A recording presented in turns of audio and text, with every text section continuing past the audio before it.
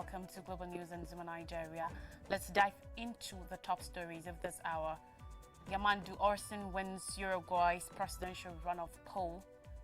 Carlin Georgescu takes surprise lead in Romania's election. Methanol deaths shock Laos, chilling backpacker hotspot. Trump faces new test in push for controversial appointment. And Pakistani sectarian rivals agree to 7-day ceasefire. On elections, the candidates for the left-wing Broad Front coalition, Yamandu Orson, is expected to emerge victorious in Uruguay's runoff election for the presidency. He bested Alvaro Delgado of the ruling National Party to win the strongly fought race, though public opinion polls indicated the two candidates in a dead heat in the lead-up to Sunday's vote. Orsi's supporters took to the streets in the capital of Montevideo as the official results began to show the former mayor and history teacher surging ahead. Several waved the party banner, a red, blue and white striped flag with the initials FA for Frente Amplio, which translates to Broad Front. Orsi's win restores the Broad Front to power in the small South American country, sandwiched on the Atlantic coast between Brazil and Argentina. For 15 years, from 2005 to 2020, the Broad Front had held Uruguay's executive office, with the presidencies of Jose Mujica and Tabaré Vazquez, the latter of whom won two non-consecutive 5-year terms. But that winning streak came to an end in 2019 election with the victory of present President Louis Lacalpu, who led a coalition of right-leaning parties. However, under Uruguay law, a president cannot run for consecutive terms. Lacalpu was therefore not a candidate in the 2024 race. Running in his stead was Delgado, an ex-veterinarian and Congress member who served as political appointee in Lacalpu's government from 2020 to 2023. Even before the official results were announced on Sunday, Delgado had conceded, acknowledging Orsi's victory was imminent. Delgado said in a speech as he clutched a large Uruguayan flag in his hand, "Today, the Uruguayans have defined who will hold the presidency of the Republic, and I want to send here with all these actors of the coalition a big hug and a greeting to Yamandu Orsi." He called on his supporters to respect the sovereign decisions of the electorate while striking a note of defiance. The outgoing President Lacalpu also reached out to Orsi to acknowledge the Broad Front's victory. Still talking election, a hard-right populist known for his opposition to the European Union and NATO has risen into the lead in Romania's presidential election in a surprise result that throws the country's pro-Western outlook into uncertainty. With 98% of the ballots counted, Carlin Georgescu had closely 23% of the vote, somewhat ahead of centre-left Prime Minister Marcel Caiculu, with about 20% partial results from the Central Electoral Bureau showed on Sunday. Eleni Lasconi of the centre-right Save Romania Union Party was running third with nearly 19%, followed by George Simeon of the far-right Alliance for the Unity of Romanians with 14%. The results put Georgescu, 62, on track to face off against Cialuca in a runoff vote on December 8th. The outcome comes as a major upset as Georgescu, a relatively unknown figure who held a number of positions in Romania's Ministry of Environment during the 1990s, had attracted only about 5% support in opinion polls ahead of the election. Running as an independent, Georgescu was broadly absent from mainstream media and depended heavily on social media platforms such as TikTok to reach voters. Exit polls had shown Cialuca, the leader of the Social Democratic Party, in the lead, and Lasconi in second place in a race dominated by the economy and the rising cost of living. An ex-member of the right-wing Populist Alliance for Uniting Romanians party, Georgescu has called for an end to support for Ukraine, which is in the midst of fighting a Russian invasion, and criticized the presence of a NATO missile defense station on Romanian soil. He called the missile defense shield a shame of diplomacy and said the North Atlantic Alliance will not protect its members in the event of an attack by Russia in a 2021 interview. He has also attracted controversy over his views on Romania's past, including that Ion Antonescu, the country's World War II era leader who joined forces with Adolf Hitler, should be seen as a national hero. On Sunday, Georgescu said the vote showed that the people had cried out for peace. Romania, an EU and NATO member, shares a 650 kilometers long, 400 miles border with Ukraine and has experienced repeated breaches of its airspace by Russian drones. Bucharest has been a devoted backer of Ukraine since Russia's 2022 invasion, providing Kiev with military aid, including a Patriot air defense battery, and establishing a training center to train Ukrainian Marines. Away from electoral matters, now following the deaths of 6 foreign tourists from suspected methanol poisoning, the streets of Vancouver are quieter than usual as war scrutiny falls on the backpacker hotspot across from Nana Backpackers Hotel, where all 6 victims stayed before falling ill.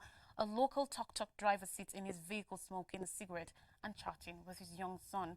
On this most recent Saturday morning, though tourists are few and far between, Nana Backpackers Hotel's gates are closed but unlocked. There is no police presence nor any notice showing it is closed for business. The driver says he is concerned about his 10-year-old son growing up as a teenager in Vang Vieng. He wants both locals and tourists to be safe. 2 Australians, a British citizen, 2 Danes and an American have died in what seemed to be a case of mass poisoning from methanol, an industrial chemical often used in bootleg alcohol. Reports say the victims visited close by JD Bar before being found unconscious at Nana Backpackers Hotel. The hostel's manager has reportedly been taken into police custody, though Lao authorities have not confirmed this. With probes ongoing, Lao authorities have provided few details about the case. Embassies of Denmark, Australia, and the United Kingdom and the United States have declined to comment. Foreign backpackers in the town continue to come and go, with some appearing more concerned about the risks than others. In the United States, Donald Trump's Senate allies are battling to defend Tulsi Gabbard. He's picked to lead United States intelligence services in what could become the next test of the president-elect's bid to install provocative nominees and of any Republican appetite to stop him. Gabbard and another contentious Trump pick, Pete Hegseth, who has been selected to lead the Defense Department, came under intense scrutiny on Sunday as the spotlight shifted from Matt Gaetz, Trump's top choice, to be the Attorney General. Democratic Senator Tammy Duckworth, speaking on State of the Union, warned of Gabbard. He said, and I quote, "I think she's compromised." The Illinois senator brought up Gabbard's visit to Syrian President Bashar al-Assad in 2017 and policy positions where she's appeared to mirror Russian propaganda talking points.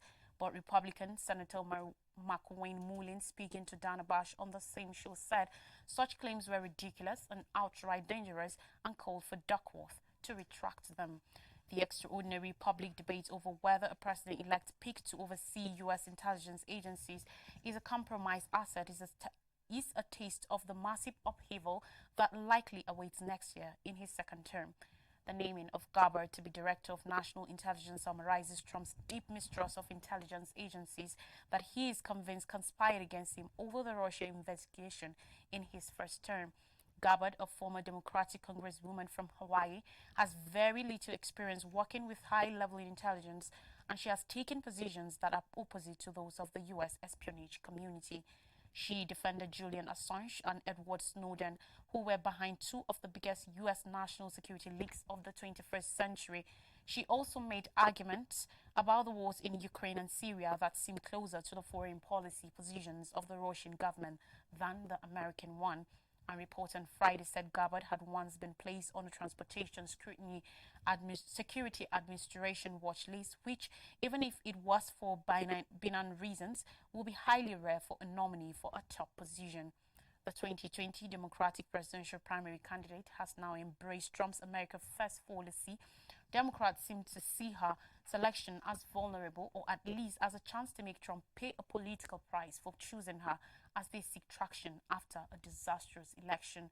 Duckworth, who said there were questions about whether Gabbard was a Russian asset, added, "I do think that we have a real deep concern whether or not she's a compromised person. The U.S. intelligence community has identified her as having troubling relationships with America's foes, and so my worry is that she couldn't pass a background check." Pakistani officials have declared a 7-day truce between rival sectarian groups after days of clashes killed dozens of people in the northwest of the country. The violence between the groups erupted on Thursday after gunmen attacked civilian convoys, killing no less than 40 people who majorly were Shia Muslims. In reprisal, residents in the area of Kuram aimed Sunni Muslims. Local Shia and Sunni Muslims have engaged in sectarian rivalry for decades over a land dispute in the Kuram district in the Khyber Pakhtunkhwa province close to the border with Afghanistan. Following the violence, Mohammed Ali Saif, spokesperson for the Khyber Pakhtunkhwa provincial government and a member of the mediation team, said on Sunday that both sides had agreed to a 7-day ceasefire. He added that the ceasefire announcement should stop more minor clashes reported in the district remote areas. The mediation team flew into Parachinar, Kuram's major city, on Saturday and met with Shia and Sunni leaders while the district was under a virtual curfew with armed groups roaming the streets in many villages. The police chief of Khyber Pakhtunkhwa and another member of the mediation team, Akhtar Hayat Gandpur, said Shia leaders were calling for the immediate arrest of those involved in attacking of civilian vehicles as well as compensation for the victims. The Pakistani government has yet to name who the attackers were publicly, and no one has claimed responsibility. Earlier on Sunday, Khyber Pakhtunkhwa's Law Minister Aftab Alam Afridi said once a truce is agreed upon, we can begin addressing the underlying issues. On more stories now in Africa and on sports, teen sensation Amina Orfi makes squash history for Egypt. Amina Orfi, an Egyptian, made history in Singapore on Sunday. The athlete defeated the women's world number 3 and compatriot Hinia El Hamami to win gold at the Vitagen Singapore Squash Open 2024. 17-year-old Orfi became the youngest player to win a gold-level event, overcoming top seed El Hamami with a score of 45 in 96 minutes. She beat Egyptian Nour El Sherbini, who earlier held the record at age 18 when she won the Texas Open in 2014. The victory marked Orfi's 6th PSA Squash Tour title. Meanwhile, Egyptian Ali Farag won the tournament title for the second consecutive year by rallying from 2 games down to defeat Peruvian Diego Elias. He staged a remarkable comeback to win 3-2 in 70 minutes. Squash is a popular sport in Egypt with Squash, a popular sport in Egypt, the North African nation, has been producing top players for decades. The Vitagen Singapore Squash Open 2024 was held in Singapore's OCBC Arena for a couple of 6 days. We take a breather now, and when we come back, I'll bring you stories from Nigeria. Please don't go anywhere.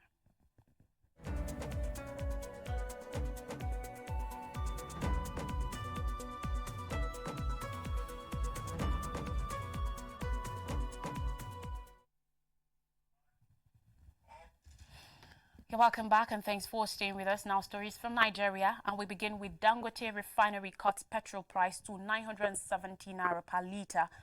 Over the weekend, Dangote Petroleum Refinery reduced the price of premium motor spirit PMS, popularly known as petrol, by 2% to 970 naira per litre from the earlier price of 990 naira per litre. The Group Chief Branding and Communications Officer at Dangote Petroleum Refinery, Anthony Chijena, in a statement revealed that the gesture targets at appreciating the good people of Nigeria. He stated, and I quote, Dangote Petroleum Refinery has effected a reduction in the prevailing price of its PMS from 990 naira per litre to 970 naira per litre for the marketers. As the year comes to an end, this is our way of appreciating the good people of Nigeria for their unwavering support in making the refinery a dream come true. In addition, this is to thank the government for its support, as this will complement the measures put in place to encourage domestic enterprise for a collective well-being. While the refinery will not compromise on the quality of its petroleum products, we assure you of best quality products that are environmentally friendly and sustainable. We are determined to keep ramping up production to meet and surpass our domestic fuel consumption, thus dispelling any fear of a shortfall in supply. Meanwhile, oil marketers under the auspices of the Petroleum Products Retail Outlets Owners Association of Nigeria, Petruan, have begun deliberation targeting at putting in place clear terms to lift petrol from $20 billion Dangote refinery. The chairman of Petruan, Billy Gillis Harry, in an interview according to report, confirmed the deal, said, "We have started negotiating with the refinery. It will not be one of those deals. We need concrete terms to be discussed, agreed and signed for the business relationship. We need to agree on daily, weekly or monthly quantity, price and logistics. Everything has to be clearly stated because we need to reduce or eliminate unnecessary inconveniences, including delays, which usually culminate in high cost of operations while impacting the ease of doing business in Nigeria." Already, the members of Major Energy Marketers Association of Nigeria, MIMAN, have started direct lifting of petrol from the refinery. This followed the federal government approval for marketers to commence lifting from the Dangote refinery without going through the Nigerian National Petroleum Company Limited, NNPCL. Meanwhile, Nigeria-Brazil Agric Pact attracts $4.3 billion for 774 local government areas. The federal government of Nigeria, through the Ministry of Agriculture and Food Security, FMAFs, and Fudakwa Getulio Vargas V of Brazil, have signed a memorandum of understanding (MOU) to improve private sector development in fertilizer production, hybrid seed technology, and agricultural finance. A statement signed by Abiodun Dujoye, Director Information and Public Relations, on Sunday, noted that the MOU was signed on behalf of the government by the Permanent Secretary of FMAFs, Tomitokpe Fashidemi, and the President of FGV, Professor Carlos Ivan Simonsen Lille, at FGV headquarters in Rio de Janeiro, Brazil, on the sidelines of the G20 Leaders Summit.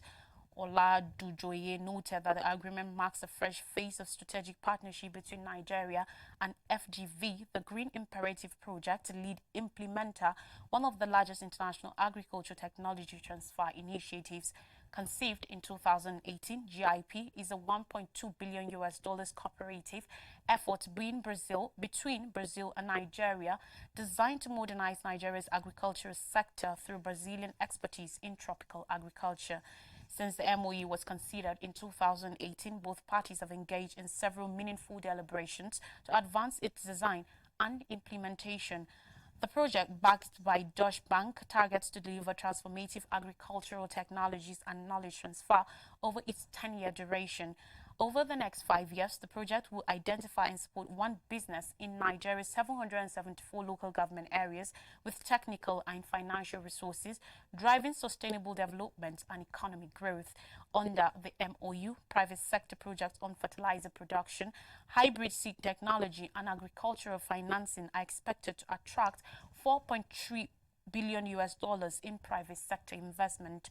Senior members of Nigeria's presidency, officials of FMAFs and FGV's leadership attended the signing ceremony. And finally, on the news on political matters, Okpebholo forms panel to investigate Obaseki's tenure. Senator Monday Okpebholo, the Edo State Governor, has approved the creation of a 14-member State Assets Verification Committee to probe the administration of ex-Governor Godwin Obaseki. On Tuesday, the committee, which will be inaugurated at the Government House in Benin City, will be chaired by Dr. Ernest Ofolabi Amakile. Anselm Ojezwa will serve as deputy chairman, while Frank Edebor will act as secretary. Other members of the committee include Kasim Efegboa, Patrick Akarele, Taiwo Akerele, Patrick Adieke, and Razak Bello Osagi.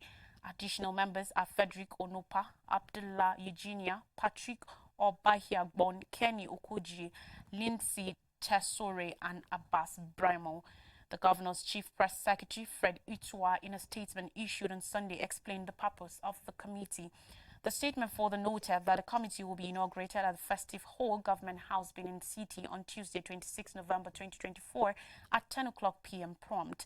According to report, on 20th November, it was indicated that the Edo State government might launch a probe into the former administration after receiving reports from the permanent secretaries of various ministries in the state. A government A government official who spoke on condition of anonymity stated that the governor rather, was still being briefed by the permanent secretaries to evaluate the performance of a Basaki-led administration. To refresh our memories, Yamandu Orsi wins Uruguay's presidential runoff poll. Calin Georgescu takes surprise lead in Romania's election.